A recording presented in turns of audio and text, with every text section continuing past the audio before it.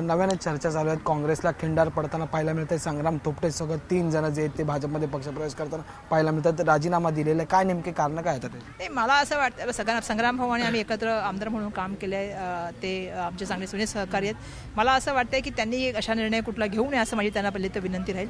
कारण ज्या तऱ्हेने काँग्रेसने त्यांना आणि त्यांच्या वडिलांना मोठी मोठी पदं दिली. खरं तर काही मंडळी असतात ती स्वार्थासाठी आणि सत्तेसाठी असतात आणि काही मंडळी असतात ती विचारधारेशी असतात. आपण एका विचारधारेला बघून पक्षामध्ये काम करत असतो. वर्षा गायकवाड एका विचारधारेशी काम करते.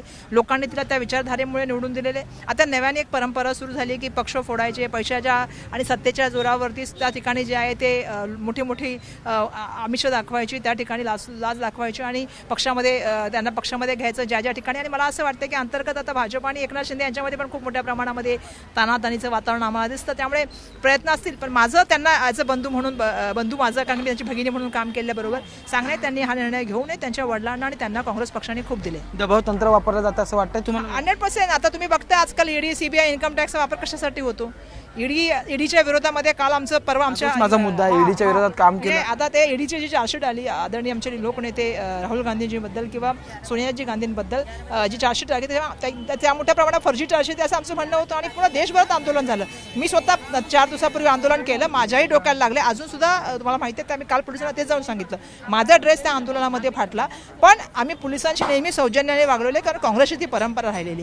काल सुद्धा आमचा जो युथ काँग्रेसचा अध्यक्ष आहे त्याने त्या ठिकाणी अखिलेश यादव जाऊन तिथे त्या ठिकाणी युथ काँग्रेसने जे आहे ते प्रदर्शन केलं आणि प्रदर्शन शांततेने केलं. कुठल्याही तऱ्हेचं ट्रेसपास त्या ठिकाणी केलं गेलं नाही. पण रात्री त्याला अचानक घरातून उचलण्यात आलं आणि त्याच्यावरती ट्रेसपासची केस टाकण्यात आली.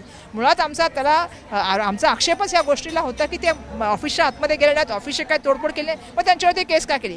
काल सुद्धा आम्ही पोलीस स्टेशनला संध्याकाळी 2 वाजेपर्यंत, रात्री 2 वाजेपर्यंत बसून सांगत होतो. आज मला वाटतं त्यांना कोर्टात हजर केलं. त्यांना 1 दिवसाची PC मिळाली आहे, PC झालेली 1 दिवसाची. पण माझा प्रश्न असा आहे की या तऱ्हेने दबाव यंत्र, आता आम्ही तर आज तुम्ही बघता, आम्ही आज धारावीत पण आलेले, ज्या तऱ्हेने एक दबाव यंत्र चाललेलं आहे, ज्या तऱ्हेने मोठ्या प्रमाणामध्ये सत्तेचा वापर चालला की ज्या गोष्टी हमस करे सो कायदा, असं होणार नाही. आम्ही इंग्रजांच्या विरोधात पण लढण्याचं काम केलेलं आहे. आम्ही मोदी सरकारच्या विरोधात पण लढणार आणि फडणवीस सरकारच्या विरोधात लढणार. आम्हाला तुम्ही घाबरू शकत नाही. ज्या तऱ्हेने पोलिसांचा वापर झाला त्या दिवशी माझ्यावर, ज्या तऱ्हेने आंदोलनामध्ये ज्या तऱ्हेने मला खेचण्याचं काम झालं, बरोबर नाही आहे. शांततेच्या मार्गाने सांगून आम्ही आंदोलन त्या ठिकाणी केलं होतं आणि अशा आंदोलन आम्ही विरोधी पक्ष का करतो?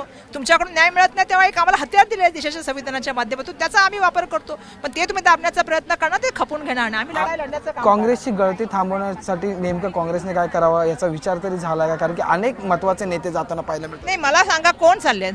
संग्राम थोपटे तर चालले त्याच्या ज्यांची विचारधारा पक्की ते जाणारच नाहीत. असं आहे की सत्ता येत असते, सत्ता जात असते. सत्तेसाठी जाणारी मंडळी कधीच पक्षाची नसतात, ती स्वतःची स्वार्थाची असतात आणि स्वार्थाच्या माणसाबद्दल मला बोलायचं नाही. अगदी शेवटचा एबीपी माझा, उघडा डोळे बघा नीट.